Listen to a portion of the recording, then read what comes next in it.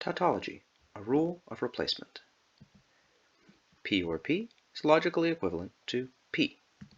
It's pretty easy. Like all rules of replacement, you can use this on whole or partial lines because on both sides of the four dots are statements with the same truth value. And of course, P or P and P have the same truth value. This is the rule for saying, well, this thing or this same thing, so this thing.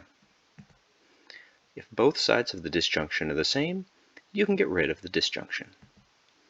You can add a disjunction anywhere by going from P to P or P.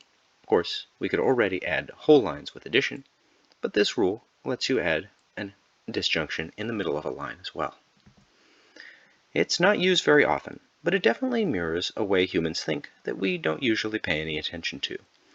Also, having this rule can make a few proofs much quicker to solve. The main operator is a V, either added or removed. When both sides of the disjunction are the same, you can get rid of the disjunction, as well as one of the sides. It's like addition, but only for adding the same thing that you've already got. It never works on ampersand, arrow, or biconditional. As a rule of replacement, it applies in both directions to any whole line or partial line, unlike addition. It cites one line and results in one line. Here's the truth table. It's not too complicated. The only times you might use this are really in pretty complicated proofs. So we're going to go ahead and be looking for a way to use tautology.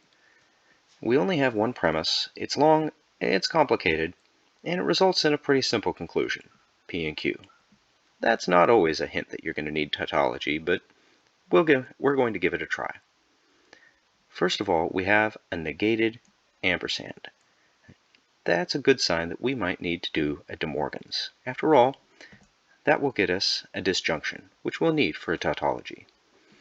So the entire mess in premise 1 becomes not, Q and P, or it's not the case that either not P or not Q.